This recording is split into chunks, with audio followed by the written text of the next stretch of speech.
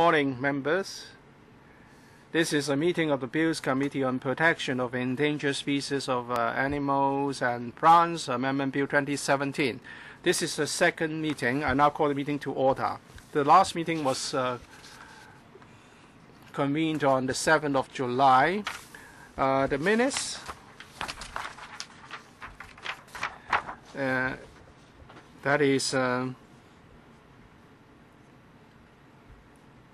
the minutes of the last meeting, Pt1 1351/16/17. So far, we haven't received any proposed amendments. So can I confirm the minutes now?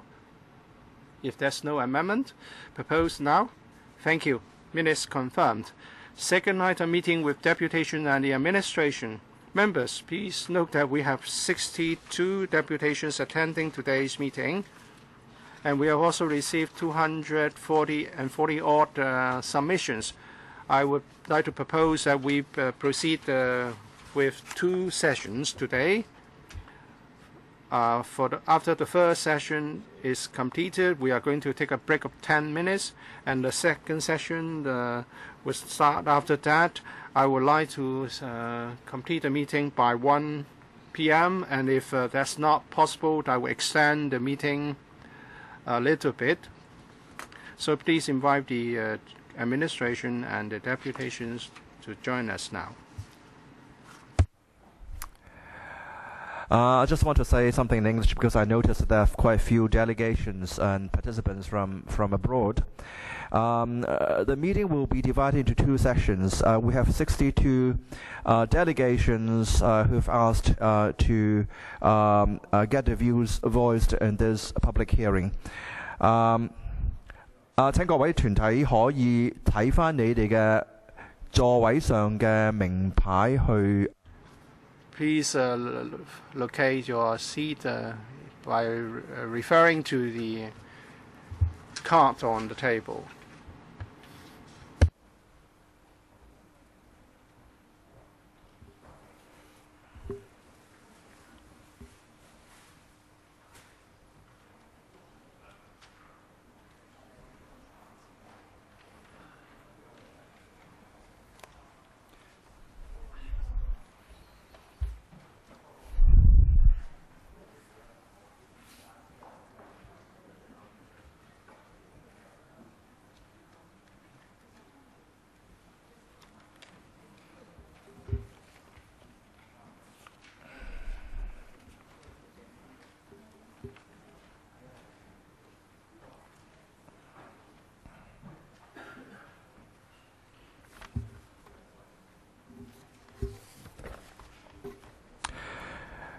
I would like to remind deputations and individuals at this meeting, use the earpiece if you want to. Simultaneous interpretation services. 喺個0嘅頻道呢，就係你聽。Channel 0 is the floor language. Channel 1 Cantonese, Channel 2 English, Channel 3 Putonghua. Will be broadcasting what is said in the meeting. Channel number 1 will be the Cantonese channel, number 2 will be the English channel, and number 3 will be the Putonghua channel. 由於今日嘅出席人數係頗 Because we have a large turnout today, I would like to give each deputation 3 minutes to speak. May I also remind the deputations that your speeches and submissions are not protected by the Legislative Council Powers and Privileges Ordinance. And please also note the security measures contained in the notice to the persons attending the public area and meetings of this council, which has already been sent to you in the letter addressed to you or put on the table today. If you want to give us a written submission, please write down your name on your submission and hand it to our staff before you leave. So without further ado, let's proceed to the first deputation. Mr. Albert Gavin. Mr. Gavin, please. Thank you very much. Good morning, Chairman and members of the Bill Committee. Thank you for the opportunity to present today. I am Gavin Edwards, Conservation Director with Worldwide Fund for Nature here in Hong Kong. More than 20,000 African elephants die every year to feed Asia's and Hong Kong's ivory trade. And more than 100 rangers are killed trying to protect these elephants and many other wildlife as well. So I'm here today to urge you to support the bill amendment prepared by government and sitting here before you. You will not be alone in your support. In fact, a poll conducted by Hong Kong University Public Opinion Programme and released today shows that the vast majority of the Hong Kong public also supports a ban on ivory. When we asked the people on the streets of Hong Kong to support a petition calling for an ivory ban, 91,000 people signed that petition. China and the US all support and are enacting bans on ivory sales. WWF also supports government's proposal to increase jail sentences to a maximum of 10 years for the criminal gangs and traders who smuggle and sell illegal wildlife products in our city. Now, some ivory traders are calling for compensation for their ivory stocks, even though they have had almost 3 decades to sell those stocks. Government has been very patient and very generous towards these traders, but enough is enough. Time is up. I ask you to ignore these traders, please, for financial handouts from government. In fact, you won't be alone on this point either. When we asked the public this question, 70% of the Hong Kong public, when polled, also agree that traders should not be compensated. So in closing, I ask you to show your support for African elephants and show your support for the brave rangers out there protecting elephants by supporting government's proposal before you. It's time to end the bloody ivory trade as soon as possible and once and for all. Thank you very much. Thank you. May I have Mr. Barlow Crispian, please? Thank you. 早晨，各位議員，聖 Good morning, members, ladies and gentlemen. I'm called Bak Lok in Cantonese. I've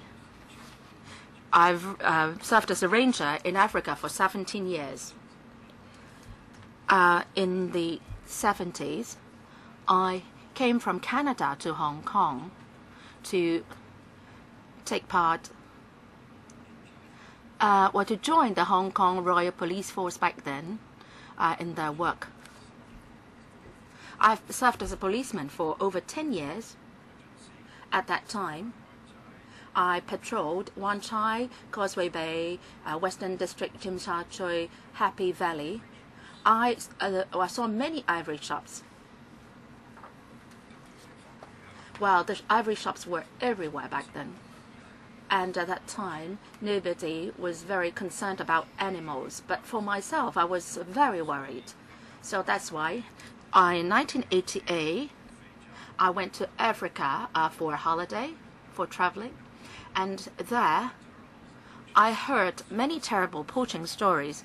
So I decided to go to Africa to serve as a ranger.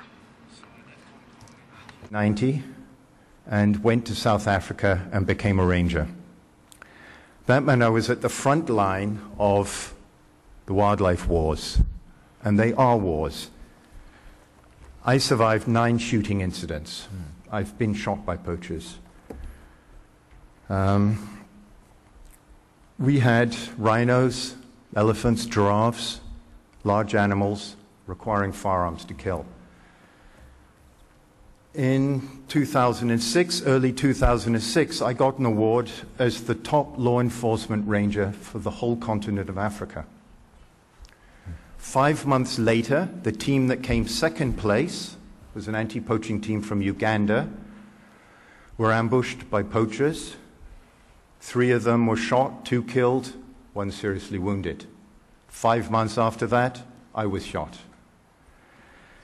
This violence, I'm afraid to say, is ongoing. I had one of my field rangers who was drowned. Another one was set on fire while he was asleep. The violence is escalating, and many of you may have read 3 weeks ago, my good friend, Ranger colleague Wayne Lotter was ambushed in Tanzania, shot and killed, shot in the head. If the Hong Kong government provides compensation to ivory traders, the message heard by the poachers is that Hong Kong is buying ivory. That's going to increase the poaching. Sorry, time's up. 下一位係盧敏慧小姐，唔該，盧小姐。The next one is Lo Man Wai. Well, for the ivory market, there is a terrible story. In the Asian market, it is very vibrant. But at the other end of the world, Africa is fighting a war. Every year, 20,000 elephants were shot and poached. And people like Mr. Barlow Crispian, they risk their lives to protect the wildlife, and they lose their lives easily. Every year, 100 rangers lost their lives. And they've left families behind, orphans behind. And the ivory was smuggled into the Asian market in tons. Many of them come to Hong Kong. From 2000 to 2013, 30 tons of ivory were seized by the Hong Kong customs. We have to increase our penalty, like Australia. We have to increase the penalty to 10 years of imprisonment, like Australia. And this suggestion was supported by 78% of Hong Kong people, as found out by a poll in Hong Kong U. Now, African rangers were shot all the time, killed all the time. So if you can imagine, these people are there responsible for protecting the wildlife, and they were actually killed. But for those who are involved in illegal ivory trade, they are just given, say, a sentence of tens of thousands in fines. So this can't be tolerated. Now, ivory product is a culture of Chinese culture, but the Chinese culture is evolving all the time. So we should not be just upholding this tradition just because it's a tradition. In 2006, China has listed ivory crafting as an intangible cultural heritage asset. But in 2016, the Chinese government is taking the lead in banning ivory trade. So it goes to show the culture must evolve and change with the times. Hong Kong must ban ivory trade. We should leave a good natural heritage to our next generation. Mr. Chen Chunghua from the Licensed Ivory Traders Association. For our association, we have submitted our stance to all legislators. I'm sure you have received our submission. Now, for Cap 586 of Hong Kong, protection of endangered species of animals and plants, it has been included in Appendix 1. Now, in the AFCD's website, it said that for Appendix 1 species, it says that these species should be banned in terms of a trade. And the AFCD will not be granting any certificates for such species. This is from the official website. From 2010 to 2015, the British government has exported 36,000 ivory items to all parts of Hong Kong, and 13,000 of them got to China and Hong Kong. And this is a certificate of Hong Kong importers importing ivory from Britain, and this is recognized or approved by AFCD. You know that African elephants were poached, and natural death only takes up a small percentage of deaths. Now, why do people shoot elephants? This is so terrible, brutal. Does it mean that the Licensed Ivory Traders Association are shooting them? Well, those in Hong Kong shooting them? No. You may come up with a legislative proposal, but you have to exactly pin down on those who are the culprits.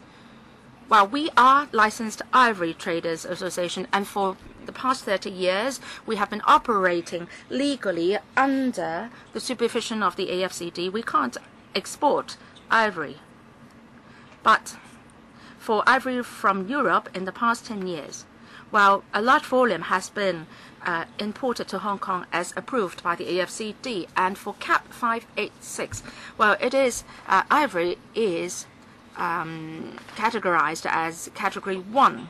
So how come that AFCD has allowed it to be imported and even re-exported? So who is breaking or breaching CAP 586? The bill has been introduced to the electrical, but take a look, careful look at CAP 586. Well, don't pass the buck to the legal licensed ivory traders in Hong Kong. This is so unfair. We should not be responsible. Well, the ordinance or the law should be able to catch the culprits, the lawbreakers. Whoever poaches the elephants should be taken to task. Go after them. Now, I will be protesting against the poachers in the British consulate. Mr. Shou from Hong Kong and Kowloon Ivory and Manufacturers Limited. In 2006, now for CAP 586, well, under that ordinance, pre-convention ivory can be imported to Hong Kong and they can be legally traded in Hong Kong. And in fact, a large volume of pre-convention ivory has been imported into Hong Kong. But for the wildlife protection groups, the information shows that such pre-convention ivory may not be exported from some EU countries, Britain, France, Germany, Netherlands, Sweden, etc. Well, for these countries, pre-convention ivory cannot be exported. But then, for the ivory in Hong Kong, many of them come from Britain and Germany. And in 1989, we have 770 tons of ivory. And after 26 years, the volume has dropped to 77 tons, a drop of 90%. But before 1989, we are exporting major items, large items of ivory products. But then, in 26 years' time, we have sold 90% of our ivory raw materials, raw ivory, and only 10% is left. And what is left are only major large-scale products. But then you are smearing us all the time. And that's why we can't sell 77 tons of ivory. Well, I feel very sad for the rangers. They are being killed by the poachers. But then, say if I am a licensed goldsmith in Hong Kong, now I know that gold is precious, so we engage some security guards to guard our gold for us. But then, unfortunately, one day some robbers come to rob the gold from us, and they are killed. And you should be actually chasing after the thieves instead of the goldsmiths themselves. Don't tell the goldsmiths that, well, if you are not selling gold, then nobody will be coming to rob the gold, and then the security guard will not have been killed. So, this kind of logic is very distorted. So don't point your fingers at the legal traders. And also, our property should be protected under Article 6 of the Basic Law. Our private property rights should be protected. But then the government has used many excuses to go after us. Next one, Mr. Mong Wai Hung. Honorable members, starting from 1976, I've learned ivory crafting. Now it's been 41 years. In 1980, the government banned import and export of ivory and issued a license to possess for me so that I can sell ivory legally, and there is no expiry date of my license. So I export products mainly, and many of my products are stored in a warehouse, and I'm waiting for the right chance to export them. And then I've changed my occupation to diamond crafting, and I've transformed myself. I still have some 200 tons of ivory products. These are my properties. And the AFC asked me to make declaration every year, and they also take photos of every item of my ivory products. I've got 27 years of ivory products. I don't understand how they are related to poaching of elephants. I absolutely agree to protecting elephants, but the government must try to protect my personal properties. Who can tell? Well, nobody should tell me that these stocks should not be sold. The basic law stipulates that the right of private ownership of property should be protected. So please respect that. Well, putting a deadline to the sale of my ivory is not right. They are acting like thieves. They are stealing our private property. Now, for these stocks which have been with me for 27 years, are these stocks in any way connected to poaching of elephants? No, I don't think so. Now, some goldsmiths shops are selling gold. People may be robbing the gold and they're killing people in the course. But should you be banning the sale of gold altogether? No, I don't think so. So I think the same logic applies here. The AFCD should be the gatekeeper, but then they are not doing their job properly, and they are not penalized, and they are now shifting the responsibility to the legal ivory traders, and we are being made the scapegoat. And what is most angering is that for the EU convention ivory countries, they can export their ivory products in large quantity to Hong Kong. But then the AFCD, well, does not let us know that there is still this exporting and importing going on. Ivory in large quantities from the European countries is coming to Hong Kong. Next one, Mr. Chu Pong. I am a licensed legal ivory trader. I am all in support of conservation of nature. But then we must deal with our legal, the rights of our private ownership. Now we have cut the stocks from 700 tons to 70 tons, and the drop has been substantial. But then we're still seeing this historical legacy. And this ivory stock has been passed on from 3 generations before. In 2016, the government unilaterally announced that there will be a ban on ivory trade, but they have never made any consultation or announcement before. Earlier on, 3 years ago, we closed the 10 counters in the Chinese department stores. And we were the victims. Who should we be turning to lodge a complaint? What is core value of Hong Kong? We should uphold the basic law. Now, if the bill is passed, then it affects everyone in Hong Kong. Well, the government can just give us, say, 5 years and then phase out a certain trade. Well, that's no good. Now, Africans are poaching elephants and then selling the ivory products to China, and then they smearing the ivory traders for selling the ivory products.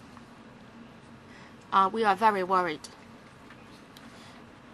The AFCD may conduct undercover operations, and after the certain tests, carbon 14 dating tests, and they are trying to take us to task. The Hong Kong government is paying lip service to nature conservation, but at the same time allowing large quantity of ivory products to be imported to Hong Kong. You are going against Article 6 of the Basic Law. You are confiscating private property. According to our information, Britain in the past 3 years, well, it has exported large quantity of ivory to Hong Kong, and the government is claiming that there is no ivory trade. It is covering the facts, and we are being smeared. And the government said that we will be allowed 5 years to sell the ivory. How can we do that? How should we be selling all the stocks in 5 years? That's impossible. Well, members, please scrutinize the bill carefully. Monitor the government. We are in support of nature conservation, of course. Next one, Mr. Chu K1. Mr. Chu K1. Chairman, members, good morning. Recently, we learned that legislators would like to propose a total ban on ivory trade, and the grace period will be 5 years. After that, no import and export will be allowed. Anyone with some sort of sense would see that such proposal is ridiculous.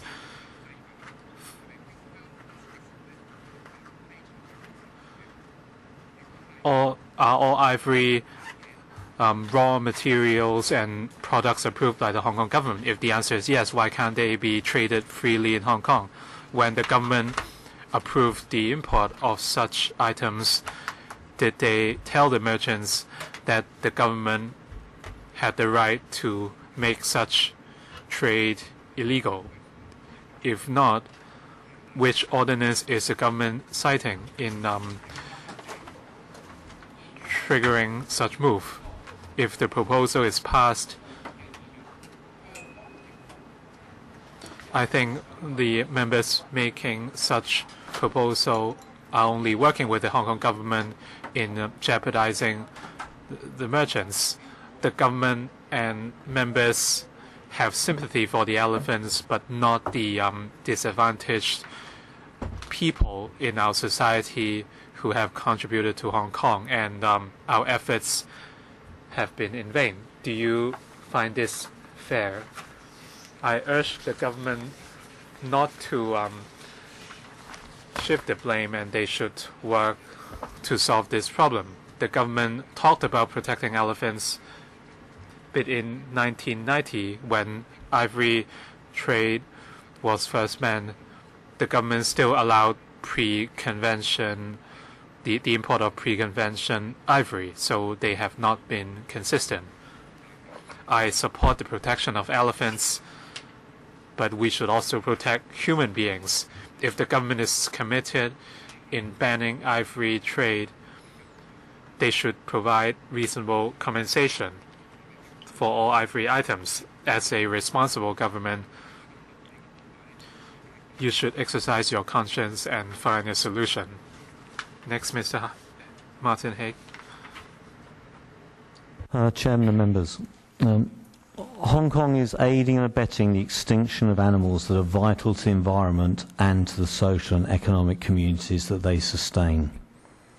To what purpose, aside from the financial prosperity of a tiny minority, should we allow this business to continue? Our children and our children's children may still have the chance of seeing these glorious animals alive in their natural habitat. Please don't consign them to the history books. Hong Kong people have a long history of entrepreneurship. Bus and tram conductors found new jobs when the octopus card was introduced. Garment workers found new jobs when the industry moved to the mainland. I'm sure those in the ivory business would be able to do the same. Unemployment in Hong Kong is at or near a 17-year low. It seems the Hong Kong economy is booming. I've visited these countries where elephants live many, many times. Please think of the devastation we're exporting and the way the world will judge us in the newspapers tomorrow, and I fear in the history books of the future due to our current stance. Please act now. Thank you. Next we have Ms. Kate Brooks from The Last Animals. Ms. Brooks. Good morning, Chairman and members of the Bill Committee. My name is Kate Brooks. I'm a war photographer and the director of the documentary film The Last Animals. For the security of African communities and the future of elephants, I've traveled to Hong Kong to testify in support of the ban and no compensation. International criminal organizations linked to the drug trade are plundering Africa's natural resources and decimating elephant populations. It is unconscionable for the trade of ivory to be permissible when rangers are being routinely murdered and industrial-sized shipments of ivory continue to be seized coming into Hong Kong.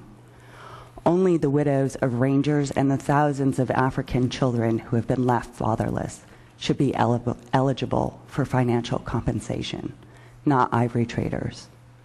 I have to ask, can anyone in this room really look a child in the eyes and say that a piece of ivory is more valuable than their father's life? I've seen the grief and heartbreak in their eyes, and it makes you wonder whether there is any compassion or justice in the world.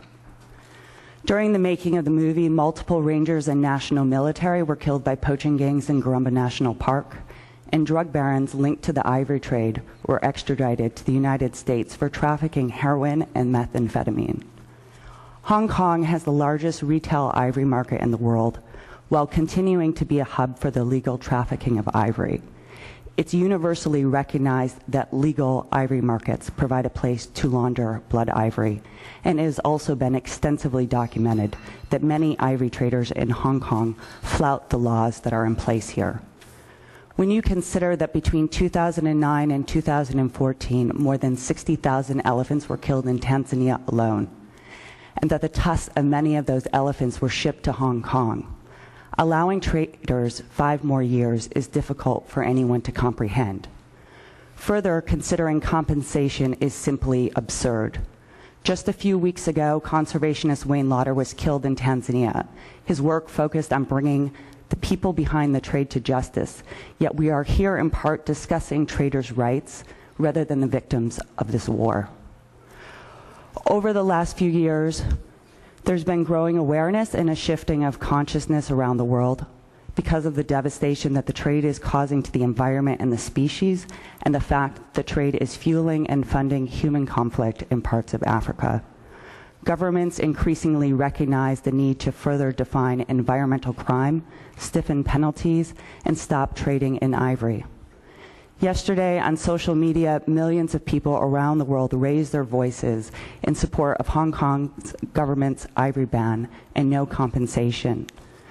The legal wildlife trade is undoubtedly a global problem. Sorry, time's up. 下一位，鍾。 Next, Mr. Chong Kienhua, please. Mr. Chong, Chairman, members, last year I submitted a 16-page statement, and hopefully you have time to read it. So I will highlight the key points here today. I think the AFCD's proposal is unfair because they are turning legal ivory holders into illegal ones, or holders with non-commercial purposes, and the holders are forced to sell off their items cheaply,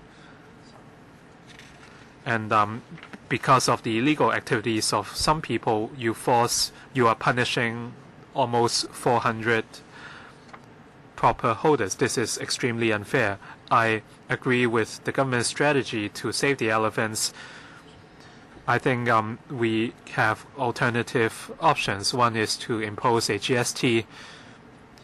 If the Hong Kong government feels that a total ban is the only option, then you should compensate the legitimate permit holders, and you cannot jeopardize others for the sake of certain ideals. I hope the Hong Kong government can show the international community that Hong Kong people have the capability to solve problems, and you should adopt a new mindset and new solutions as well as new technologies to solve this dilemma. And that is to make a difference between legal and illegal ivory, or moral and immoral ivory. If the Hong Kong government doesn't want to tackle this problem, at least they should respect and protect the rights of private ownership. Well, in the past, chemotherapy drugs used to be very powerful, and they would kill healthy and unhealthy cells. But now we have target drugs which only target bad cells. So hopefully you can be inspired and make a distinguishment between the good and bad. Most legitimate permit holders just want to capitalize on their legal assets, and the elderly wants money to retire, And some business operators also need funds to transform themselves. So hopefully you can understand that. Thank you very much. Next, from the DAB, Mr. Wu. Thank you. My name is Wu Chuk Him from the DAB. On behalf of the DAB, I would offer our views on the protection of endangered species of animals and plants Amendment Bill 2017. First of all, for the sake of protecting wild flora and fauna, we support legislating against ivory trade. Everywhere in the world, imposing an ivory ban is an international trend. On the 30th of December last year, the State Council of China imposed a ban against a trade on commercially traded ivory, and the manufacture and trade of ivory items would be banned in phases. And by the end of this year, there would be a total ban against ivory ban. And the French Parliament also passed a ban against ivory trade, and other EU countries are also working on a total ban against ivory trade. The DAB supports the Hong Kong government's legislative proposal in order to further protect wild flora and fauna. The Hong Kong customs frequently detect smuggled plants and animals, including illegal ivory. Hong Kong has become a platform for illegal ivory trade. We support the elevation of punishments, and we should dedicate more resources, including detection dogs and customs officers. Lives are precious. Without trade, there would not be further killings. In order to protect wild plants and animals, we support the legislative proposal against ivory trade. Next, Mr. Sito from Green Sense. We support the proposal. First of all, the inadequacies in the ordinance have facilitated ivory smuggling. Hong Kong has become a hub for smuggling, and the customs detected 72 millions of smuggled ivory, and we can see that ivory smuggling is very serious in Hong Kong. As for the poaching of African elephants, as well as rangers and administrators killed because of the efforts to protect elephants, this is really hard to see. Hong Kong is still allowing the legal trade of ivory items, and this is a loophole. And raw materials needed to be only raw materials need to be registered. So we have one loophole too many, and this has led to the death of many African elephants. And a lot of ivory traders are passing their items as pre-convention ivory. African elephants face killings every day, and adult elephants would have their faces sawed after they are hunted down, and they would die slowly. When the ivory is extracted, the elephants would be in deep agony. Sometimes the entire elephant population would be affected. If we are driving a species to extinction just to satisfy our needs or wants, then this is certainly not justifiable. The proposal can crack down on the trade of smuggled ivory. The current penalties are way too light. The maximum penalty right now is $500,000 and 2 years imprisonment. But when we look at recent cases, very often the penalties only amounted to $20 to $60 $15,000 with jail terms of 2 to 8 months, and these are way too lenient. And the penalties should be raised to $10 million and 10 years of imprisonment. We should not compensate ivory traders. When China and US announced their ivory bans, no compensation was offered, or else this would be an acknowledgement of the killing of elephants. We would be sending a very wrong message that Hong Kong tolerates ivory trade. We should push this proposal through as soon as possible. Thank you very much. From the SPCA, Mr. Ngan. The SPCA supports the proposed amendments under CAP 586 Amendment Bill. We ask that the Bills Committee support the proposal and the amended legislation is enacted as soon as possible. And an ample grace period has been provided, but elephants never had a chance. And in the early 1970s, the ivory trade was booming, and we exported to everywhere in the world. But since early 1980s, due to economic reasons, the ivory trade went down by 30%. With the development of the ivory trade, the elephant population has plunged, and in 1979, 1.3 million, and by 1989, only 610,000 left. So the population halved. And CITES was enacted in 1990 to ban cross-boundary trade.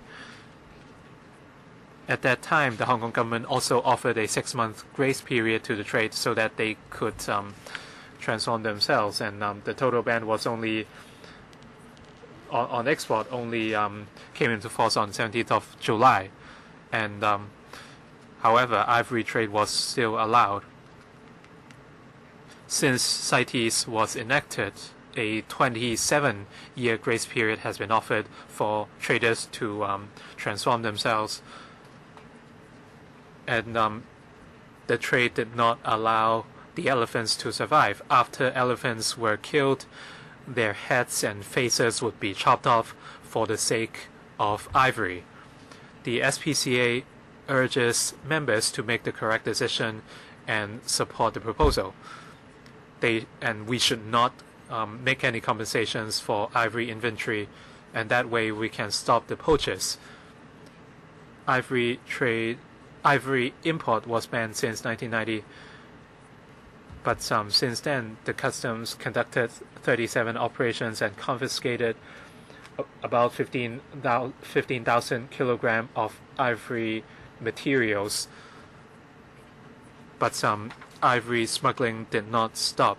China and other countries have announced that they would not compensate for any ivory inventory.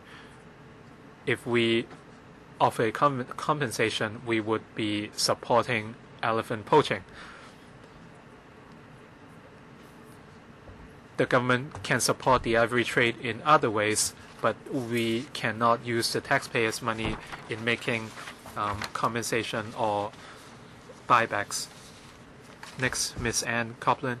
Chairman and legislators, thank you for this opportunity to share my views, and to the government for taking this action to ban the ivory trade in Hong Kong. I have loved living in Hong Kong for more than 20 years. I'm a permanent resident, my children were born here and live here, and I am a taxpayer. No one needs and no one has the right to have ivory other than the elephants. One of the most horrific photos I've ever seen in my life was an elephant with his head sawn off in half, and with its caring family mourning over the carcass. Not only are elephants a beautiful species, they are an essential part of the ecosystem and have a role to play for the survival of other species and habitats, including us humans. Traders have had 27 years to sell off their stocks of ivory. That means that no other elephants should have been killed and no rangers killed either. 85% of the stock registered with the government in the 1990s was illegal. There is proof that poachers are still sending illegal new blood ivory into Hong Kong that is sold by local traders illegally. Elephants are still being murdered and the species is being decimated. Compensating traders for their stock will fuel more poaching as they will amass more blood ivory to get more money. This is illegal. They are criminals. Nowhere else in the world, including mainland China, thinks compensating these criminals is acceptable. Taxes are for governments to use to support sustainable economic activities, societal needs, and to protect the environment for current and future generations. I don't want my hard-earned tax dollars going to support the murder of endangered species. I don't want my tax dollars to be given to traders in an illegal, unethical, immoral business. I want my Sorry, it's not your turn to speak yet. sustainable economic development and protect the environment, and to support much-needed improvements to the education system, housing, and social services in Hong Kong. I want my tax dollars to go to the police and customs officers to be able to enhance enforcement of the ivory ban and send a strong and clear message to poachers and traders to stop killing elephants. Do you want Hong Kong, Asia's world city that takes pride in its rule of law, to be known for supporting criminals and illegal trade and for making elephants become extinct?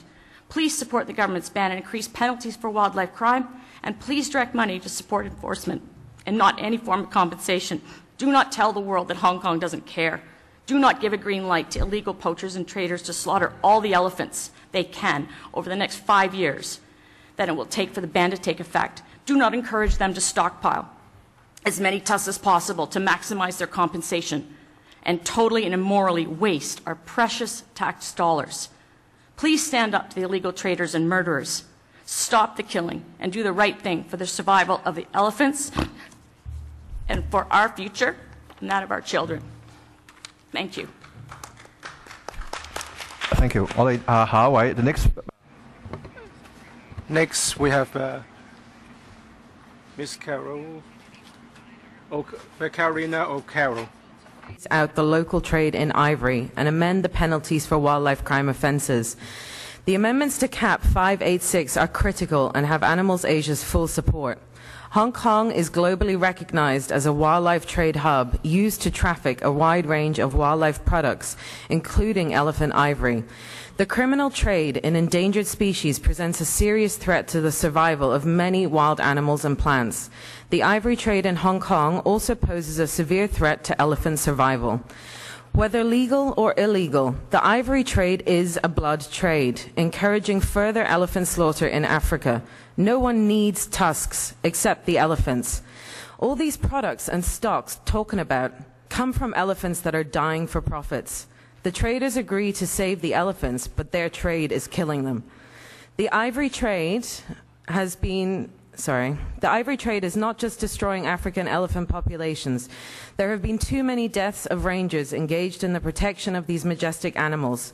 The Hong Kong government has stated its commitment to the protection of endangered species and recognizes the devastating impact of poaching elephants for their ivory, and indeed the role that Hong Kong's trade is playing.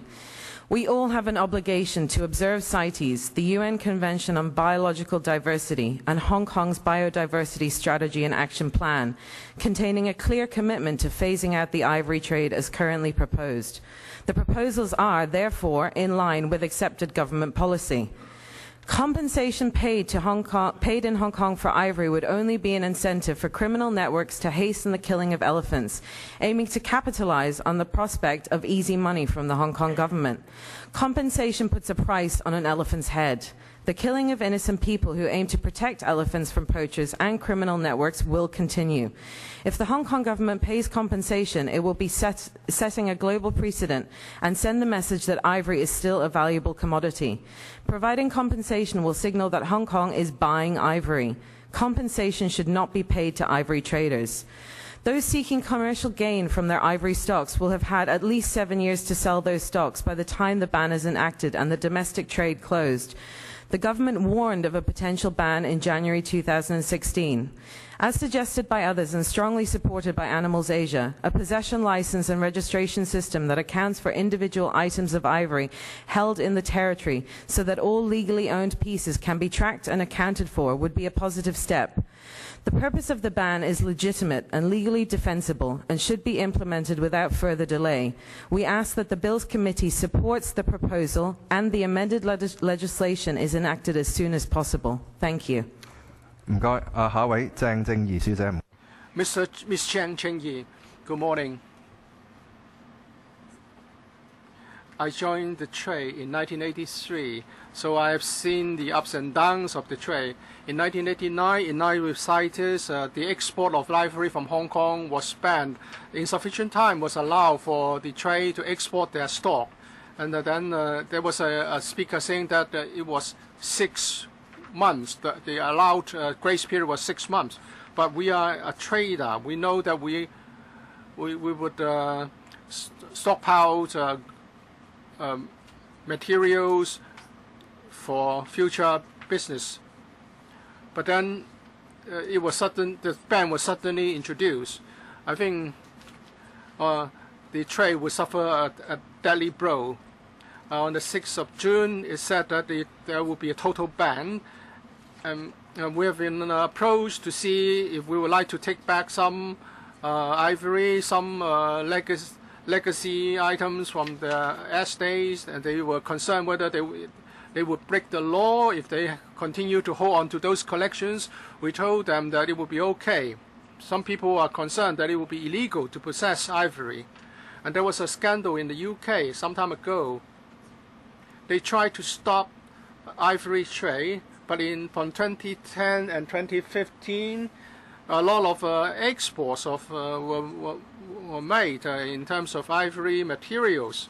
It happened only just some years ago. They wanted a ban, but they wanted also to export their materials. Some people query why it takes over 27 years to clear the stocks. It's because of the problems like what the UK had. And we will not be able to clear all the stocks even if we're given 5 more years. It will not be possible to do it by 2022. And AFCD should have all the information. No imports have been allowed. But still, they know there are countries doing this. AFCD should have all the files on all these cases. Well, you are not a victim, you don't know how hard it is. If you have relatives and friends who are in the ivory trade, you know that this trade is suffering. We are not fraudsters. We are not coinmen. We earn our money in a legal and honest way. And now, with the expiry of the grace period, our commodities would be outlawed. Why can't the government pay the compensation to us? Yes, there are scattered cases of illegal smuggling. Your time's up. Dr. Carla? The Hospital of Hong Kong strongly supports the proposed amendments today, including a complete and expedited ban on the ivory trade, severe penalties for those involved in criminal ivory trade, and no financial compensation for traders. Our animal health care organization exists to provide animals with the very same advanced medical care that humans are provided. Since we opened in 2015, we've treated over 7,000 animals, including not only dogs and cats, but rabbits, turtles, owls, bears, and more. The people of Hong Kong love their animals. Animals are our family members. They can be our soulmates, our friends, our children. It cannot be denied that caring for animals is a modern and growing human instinct. It's unfathomable to me that a society who so greatly values pets would endorse a trade that slaughters elephants. Citizens no longer accept the mistreatment of animals. Pets left in hot cars are freed by a stranger who breaks a window to let in air. Animal abusers are publicly chastised by mobs of angry online citizens. Cruelty to animals is simply not tolerated in Hong Kong. To allow the trade of ivory to continue is to allow the most abhorrent type of animal cruelty: elephants brutally killed for the barbaric harvesting of their tusks. As a veterinary specialist who has devoted my career to saving the lives of animals, I cannot in any way justify the massacre of elephants to feed the ivory trade. Elephants are intelligent, advanced, feeling beings, no less so than the beloved pets within many of our families at home. Any profession is susceptible to bad people who ruin its credibility. To reference an analogy made earlier today, bad people have ensured that the entire ivory trade is a cancer and it needs to stop. Illegal ivory is virtually indistinguishable from legal ivory, and illegal ivory is used to replace legal stock with no means to differentiate the two. A complete ban without compensation is the only solution. Criminalizing the ivory trade is not enough. Penalties for breaking trade laws must be severe, more extreme than the desire to make money from it. Without commitment to these changes, Hong Kong remains complicit in the decimation of elephants from our planet. As floods ravage parts of the United States and Southeast Asia, images emerge of brave rescuers pulling animals from rushing waters, people risking their lives to save those of animals. These images are viewed and shared and admired by millions all around the world. Today, you have a chance to be that brave rescuer. You have the chance to wade in and save the drowning elephants from the raging waters of illegal poaching. You have so much power to make an impact today to show the world the right thing to do. Your grandchildren will know that you saved the world's elephants for them. It's massive. As an American who proudly calls Hong Kong home, I view this city as powerful and refined and can set an example today, one of conservation. Okay, sorry, time's up. Next we'll have Ms. Sophie Leclue. Ms. Leclue, please. Good morning, Chairman and members of the Bills Committee. The ADM Capital Foundation supports the CAP 586 Amendment Bill. We do not, however, support any proposal to pay the trade in any form, whether to buy out ivory stocks or provide the trade with what is called compensation, for the following reasons. Firstly, the bill responds to the crisis facing elephant populations globally and the genuine risk of extinction of elephant species in our lifetime. Because of the behaviour of some traders, blood ivory is evidently being laundered and sold in the local markets in Hong Kong. If the Hong Kong government were to signal that it would pay ivory traders for such stockpiles, this would undoubtedly provide a perverse incentive, driving up the already unprecedented levels of poaching to supply this market and boost inventories. Far from acting to protect elephant populations, the bill would then push them closer to extinction and almost inevitably result in the deaths of rangers who, as you know firsthand through testimony here and in June from rangers, puts their lives at risk every day to protect these animals, and hundreds of whom have paid the ultimate price. Perhaps now is a good time to pause for thought, not just for the horrific animal cost, but the devastating human cost. And where there is compensation for the hundreds of I ask you, where is the compensation for the hundreds of animal families that have lost a father, a son, a brother to poachers? Secondly, with the exception of pre-convention ivory, which is controlled, the international ivory market has been closed for 27 years. You've got to agree that is a long time. Nevertheless, over this period, the trade has not demonstrated it can operate legally. And thus, finally, it has been given 5 years to sell its remaining ivory stocks once and for all. Surely this is reasonable. As such, it would be unacceptable for the government to use our tax dollars to pay traders when the traders themselves can sell their residual ivory and when the legality of these stocks is, in fact, in many cases in question.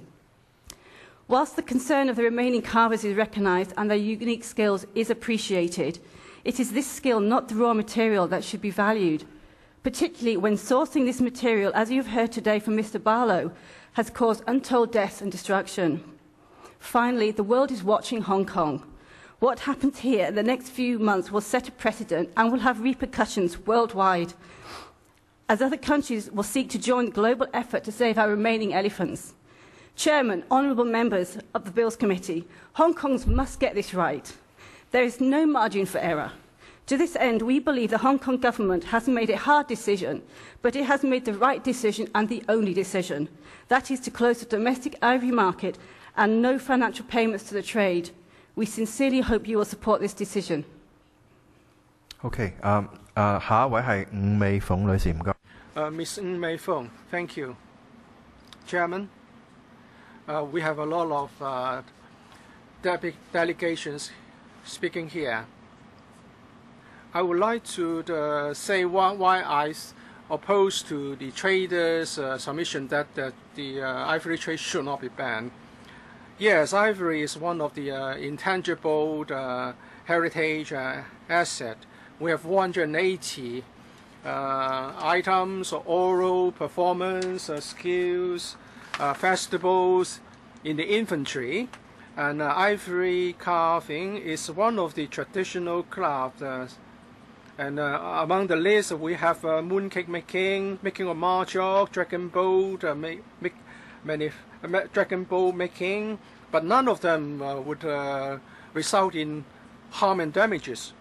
According to the Intangible Heritage Office, the 20 representatives item for Hong Kong would include the Cantonese opera, herbal tea, dragon dance of Tai Hang, not ivory carving.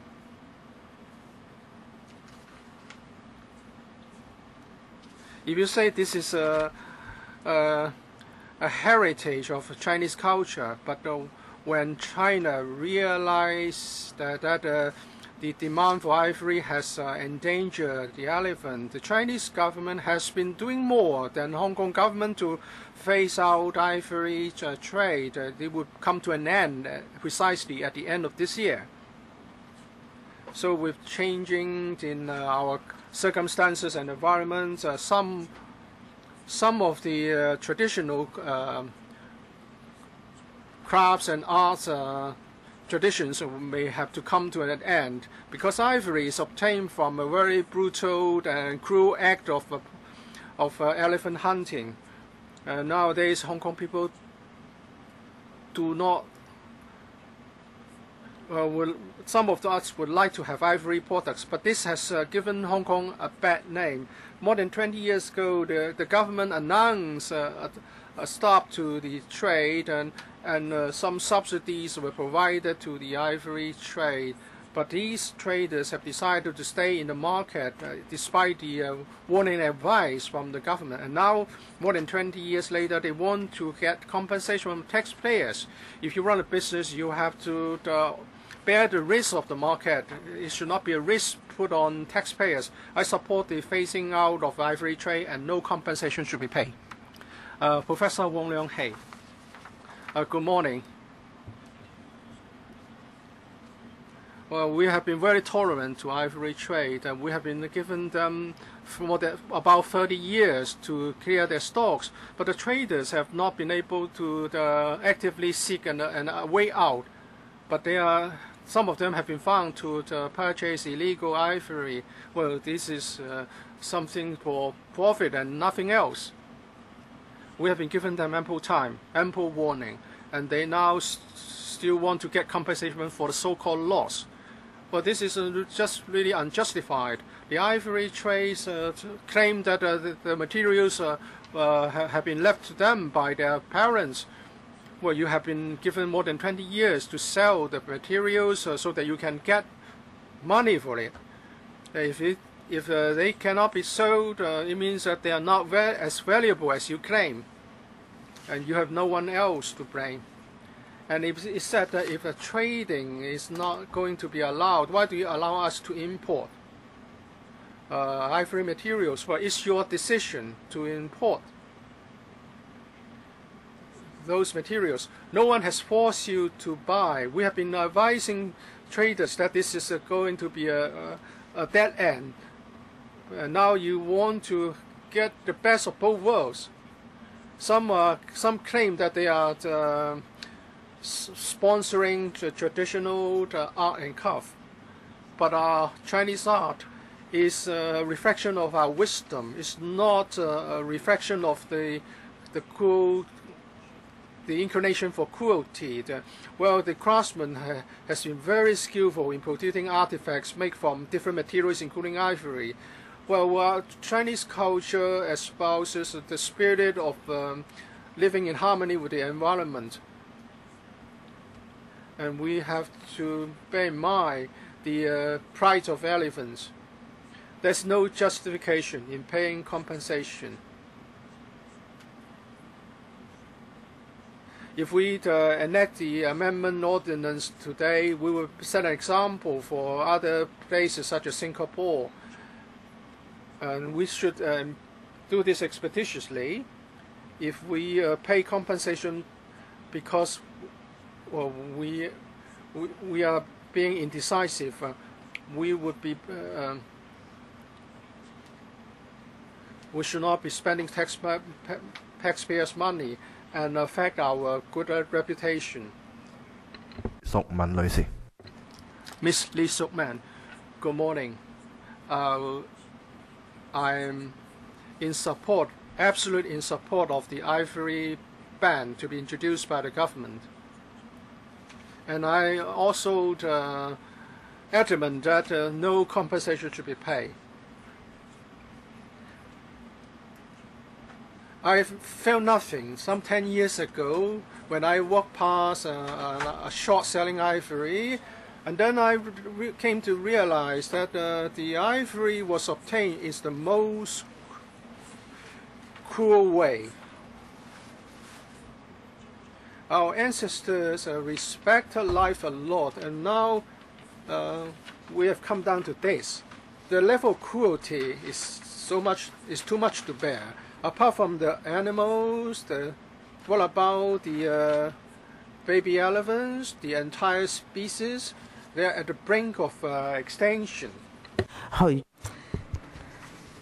Well, the rangers are also there to suffer.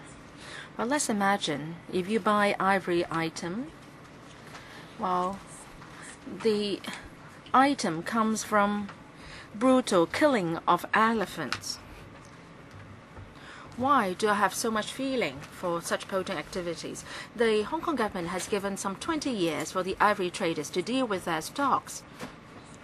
As a taxpayer, I am absolutely against the government making compensation to the ivory traders because we have given them a long time to transform themselves. And it's not the case that we have to burn the ivory altogether. It's not the case like that. The ivory can still be kept and passed over to the next generation. And the government has given you a very long time to transform yourselves, and there is no reason why the taxpayers' money should be used to give you compensation. Taxpayers' money should be used in improving livelihood of people. And we should not be making compensation to ivory traders. Thank you. Next one, Mr. Jonathan. Well, I was born in the 1970s. I'm a university student. I have developed deep interest in history. I am now studying history in King's College in London while serving as the editor-in-chief of a magazine. 2 months ago, I came home for summer. I learned the government is going to face our local ivory trade. I am conflicted about this. Well, it is paramount for us to support the protection of endangered species, but then I am also concerned about the legacy of ivory. My father once told me that when he was young, Hong Kong was an artistic center and a trading hub of Chinese ivory, and ivory works is a most important pillar of tourism industry, and people came to Hong Kong to appreciate the ivory crafting products. Times have changed. The industry has declined, and there could hardly be any chance for us to see ivory products for real. The first time I could see these artistic treasures at the British Museum, and also in Japan and German museums are displaying ivory products, and in Guangdong there are many different museums showcasing ivory artistic products. So these ivory arts items are treasured in China and overseas. So ivory is made into different products like chopsticks and so on, and they are also items used by the royal family in China, and it has a history of some 33,000 years. And the State Council of China has included it as an intangible cultural heritage item. In 2014, Hong Kong has done the same, including it as an cultural heritage, intangible cultural heritage inventory. The cities plays an important role in the ivory trade in the world. And what's ironic is that while ivory art is very much treasured elsewhere, but then ivory art is being discarded in Hong Kong, we're demonizing ivory art in Hong Kong. And for our generation, we should be able to look at this, appreciate the ivory art in Hong Kong. And it's because some African governments are not cracking down on illegal poaching, and as a result, we are losing our own cultural tradition. We shouldn't be allowing illegal ivory trade, But at the same time, I hope that our cultural tradition can be preserved. We have this tradition for some 3,000 years, and we should not be discarding our cultural tradition, and this is going to be a disaster if we discard or do away with ivory arts. And the Hong Kong government has been asking us to, young people in Hong Kong, to appreciate our Chinese culture. So I hope that the government can do something about this. Next one, Professor Ng Ka. Chairman, members, good morning. I don't come from the ivory trade. Like many Hong Kong people, I think the amendment bill has nothing to do with me. But after looking into it more deeply, I think this is a matter of public interest, and everyone in Hong Kong should be concerned about it. Now, first, I find it surprising. How come the government has used such a casual approach in dealing with its responsibility of protecting private property in Hong Kong? And also, some government officials and also those pro-establishment political parties have treated so lightly our cultural tradition in China. The legal advisor of the Bills Committee has reminded government officials as to whether the bill will conflict or breach the basic law. I'm not an expert in law, but I must say that the government officials have cited that overseas governments have not made compensation to ivory traders. So that's why they are not making compensation. But this ground doesn't hold water because we're under the one country, two systems principle, and we have our own systems. It doesn't mean that we have to follow practices overseas. And Hong Kong government must, based on its own conditions, develop its own strategy. Now, the new chief executive would like to mend the rift in the society, and she said that she would come up with appropriate measures for Hong Kong. Now, for overseas practices, I wonder whether some overseas governments have not planned to ban ivory trade in their own countries. I don't know whether the government officials knew about this or they deliberately shied away from talking about it. Well, please give a clear account of overseas situations. I come from the Beijing University. I study climatic change and sustainable development. So, of course, I am all for conservation of nature, but some green groups are exaggerating the situation, and they said that as long as there is no market, there would be no poaching. I think that's a wrong argument. Many people have been brainwashed by this kind of idea, and they just put the blame of poaching to the market. But we are under a capitalist market system. As long as the trading is legal, there is no reason to ban the trade. Now, the real reason for poaching, as what the young person said, is because the African countries' governments have not been protecting their elephants properly. You said that one ranger is killed every 3 to 4 days, and you are staging a battle there. Now, if this is is really a battle, why don't the African governments deploy special squads to protect the elephants, and then they are seeing the rangers dying without doing anything about it? Well, next up, we have Mr. Alex Hoffert. Thank you, Mr. Chairman, honourable members of the Bill Committee. Since the last LegCo public hearing on the government's proposed ivory ban in June, recent information that has come to light has served to shed further light on the dark and cynical nature of the evil international ivory trade and the need for Hong Kong to end its pivotal role in this trade as quickly as possible. In July, Hong Kong seized a record 7.2 tonnes of ivory en route from Malaysia.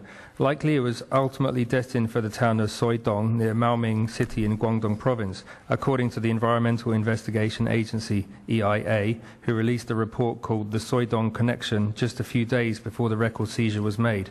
Despite recent and commendable efforts by the Chinese government to shut down China's ivory trade, demand still remains for trinkets and chopsticks carved from the tusks of dead elephants.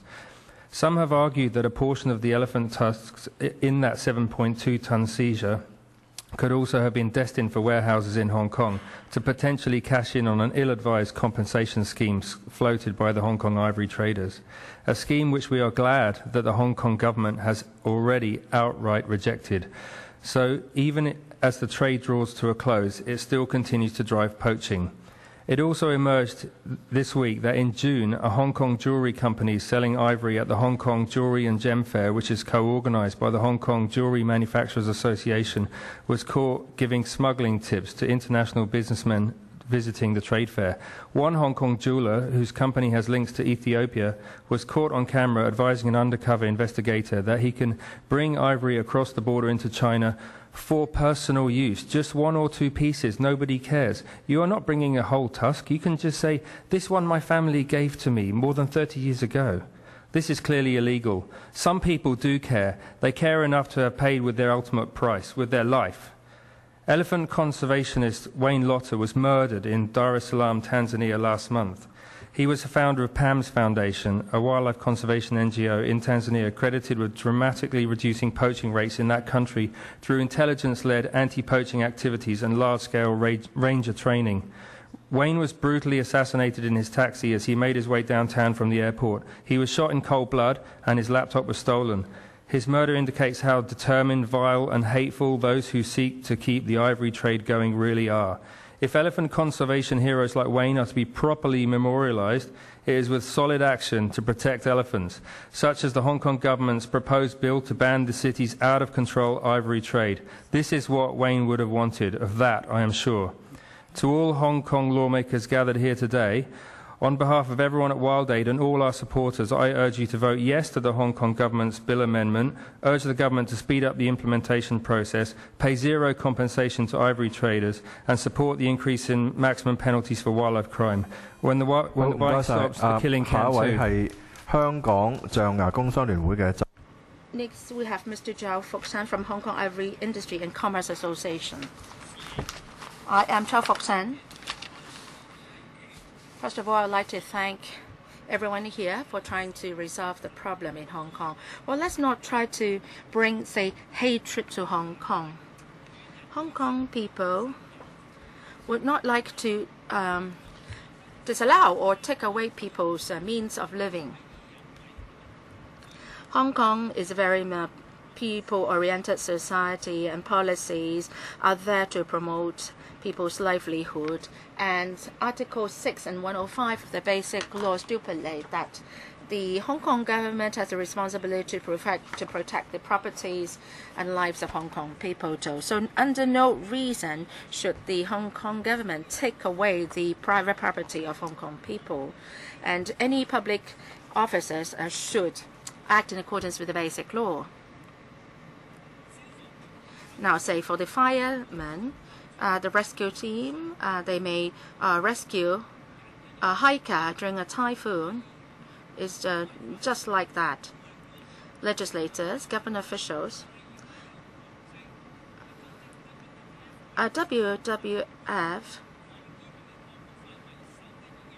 and DAB, led by Elizabeth Quat and the Environment Secretary Wong Kam Sang, they have joined hands in the name of protecting African elephants, propose an amendment to the bill to ban ivory trade without compensation to the ivory arts sector. And this is a very irresponsible act, because prior to their proposal, they have not come up with the appropriate support measures, and the bill will kill the entire ivory carving business. The whole group will be wiped out, and we will be killed casually. And actually, the African people should be made responsible for poaching of elephants. And it has nothing to do with ivory carvings in Hong Kong. And the ivory that we have is legal stocks and registered with the AFCD, and it is not smuggled stocks. So please don't demonize us. If we pass a legislative amendment, it will go against the Basic Law, and there will be a breach of the Basic Law. And, well, if that is allowed, then people will try to kickstart something similar in the future. Well, if we pass the bill, then we are actually killing the basic law or phasing out the basic law. Mr. Shan Kam-san from the China Ivory Art Alliance. I am Shan King-san from the Chinese Ivory Art Alliance. Our alliance comprises members from different ivory carving association and also the collectors.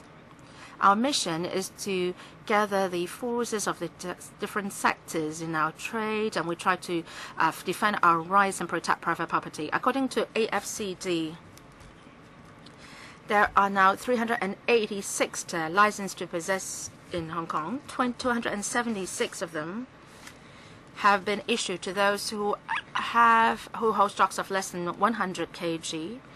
Now, many licensees are very disappointed with the government's stance. Up to yesterday, the alliance has received 96 submissions from our members or the licensees, and they said that they would like to defend their rights. They hope that we can fight for protection of their private property. Now, I'm talking about the license to possess issued before 1989. Of course, we are against poaching of elephants. And the ENB officials have said that they are worried that they're worried that some people will stockpile certain ivory products and wait for compensation. I think this doesn't hold any water. According to some British media reports recently, and the smuggling center is in Maoming in China, and Hong Kong has never been a smuggling center. And the customs in Hong Kong have been going all out in cracking down on smuggling, and they are supported by Hong Kong people. And this recently they've seized 7 tons of ivory, illegal ivory. So, when the environment officials raise their arguments, have they consulted the Security Bureau before? And the AFC has been keeping a close eye on the stocks of ivory. And if the ivory traders don't have a license to possess, they will not be able to get any compensation. So we urge the legislators and the ENB officials to give us good explanations why they are making their points like that. And I hope that the government officials can attend electrical meetings, or the Security Bureau officials can attend electrical meetings to refute the arguments of the ENB. Ms. Chen Che-ha, for our trade, some government officials and the green groups have been misleading the public and been smearing us. And they are mixing the legal ivory with the illegal ivory, and they want to crack down everything. So it's very unfair. We are legal ivory traders. The stocks we held were imported some 30 years ago, and these elephants were properly, they died in the natural course. So we have this license to possess. We hate, of course, poaching and also smuggling. Well, we should not be discussing trade. We should be discussing compensation today. What is the wrong argument of the government? The government said that you will not be allowed to sell ivory after 5 years. We are not confiscating your ivory items. You can keep them at home and appreciate them, and there should not be any compensation. I must say that we have the ivory that we have are legal commodities and therefore commercial purpose. So if you ban our sale, then you are actually taking away our private property. And we have some 30 tons of ivory raw materials, and you ask them to keep them at home for appreciation. Isn't that ridiculous? I would like to ask the government, are you modeling after the Japanese government, which is invalidating all the Japanese banknotes after the war? Have you respected private property? The government last year announced that a ban on ivory without compensation, and 5 years later there will be a total ban. And since then, the ivory business has dropped drastically, and people are facing bankrupt and their private properties have no value at all. And a lot of the ivory traders are crying out for help, and they don't want to keep the ivory products at home because for fear of they causing a damage or be doing harm to the next generation. The government is having a go at the disadvantaged groups. Is this what a reasonable government should do, or responsible government should do? Some reasonable legislators have fought for our causes, and we appreciate them. And of course, we are all in support of protecting elephants, but at the same time, we should also defend our private properties and our dignity. And the government should not be so arbitrary and rash in legislating. Next one, we have Mr. Lau Kwok Hong. Thank you, Mr. Lau. Chairman, members, I'm a member of the public in Hong Kong. I have at home 2 items of ivory carvings left over by my father. I believe that there are many Hong Kong people who have, say, a few items of ivory carvings at home. Now, once the government passed this legislation, the ivory carvings at my home will have no value at all. So if I have financial difficulties, how can I fend for myself? I can't sell the ivory items.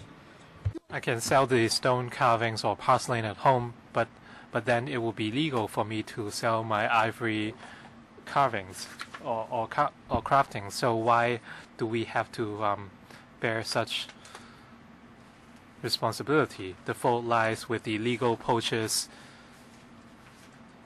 So the failure to stop the poaching is the fault of the African governments.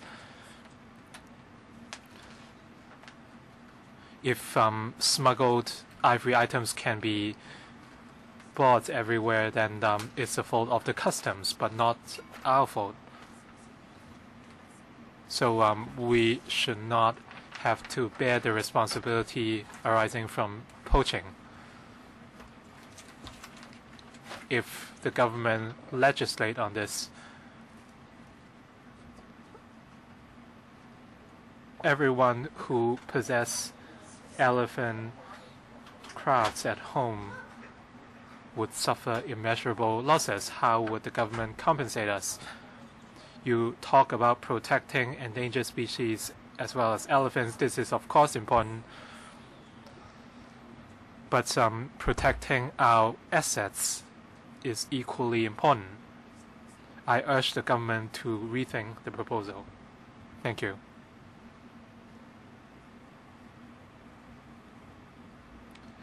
We have 7 minutes left for the first session. Would the government like to make a response, or you can wait for the next session? We will wait for the next session before responding. We have 6 minutes. Does any member wish to ask questions of the deputations since they are still here? If you have questions for the government, please wait for the next session. Please, show of hands, please. 4, 5. 1 minute each, please. First, Mr. Peter Shiu. Chairman, in terms of the ivory trade, the Hong Kong government has allowed proper permit holders to operate. You talked about the killing of forest rangers and African elephants. What do these have to do with us? We are selling pre-convention ivory. Those were from dead elephants, and over the last 20 years or so, the killing of elephants had nothing to do with us. Why do the legitimate operators have to bear the responsibility? I do not support ivory trade because we have a lot of unscrupulous dealers, but the poaching of elephants had nothing to do with the people of Hong Kong. we are talking about private assets. They might be a minority. Next, Mr. Van Chen. Chairman, according to the government's response, they said that at the European Parliament, starting from the 1st of July this year, they would no longer allow the export of pre-convention materials, but the end products could still be exported. So if European materials can still be exported to Hong Kong, can you resell the materials, Mr. Chan?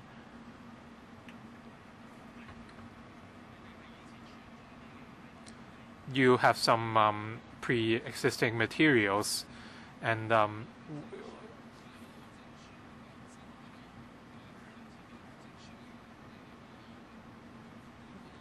are they still holding pre-convention certificates? Do you have any doubts? We do have great doubts. Well, according to the newspaper. Next, Ms. Tanya Chen. Please be quiet, Mr. Chen. To Ms. Copeland, would you like to give an answer to the Honourable Mr. Siu regarding his concern? And especially, I would like to, give some time to Mr. Crispian regarding the rangers' situation now in Africa. Okay. Well, Ms. Copeland. Ms. Copeland, please. Yes. Oh, thank you. I think that the killing of elephants has absolutely everything to do. We've talked a lot about the capitalist system, supply and demand. It's basic economics. If there's a market, people will keep killing elephants. If we tell them that they can have more time to sell and to amass more so they can get compensation, there's going to be more killing. We have seen with the bans coming in, that demand is going down and opposition is against. Time's up. 下一位葉劉淑儀議員。Next, Mrs. Regina Yip. I have a question for the elephant traders who spoke. Some people who had opposite views said that they were taxpayers. What about the elephant traders? Are you also taxpayers? How many people do you employ? Mr. So, how many people do you employ in Hong Kong? Who would like to take that question? Please raise your hand. Mr. So, the Ivory Trade Association employs 100 to 200 people, since time is limited, for the foreign deputations who are against the compensation proposal. In the last 20 years, did you try to sell off your products? Well, the figures did the speaking. We came down from 777 tons to 77 tons. Next, Mr. Wong Ting Kwong.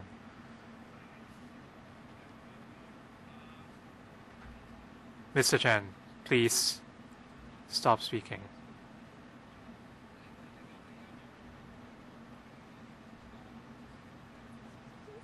Mr. Wong Ting Kwong, I will give Mr. Chen a few moments.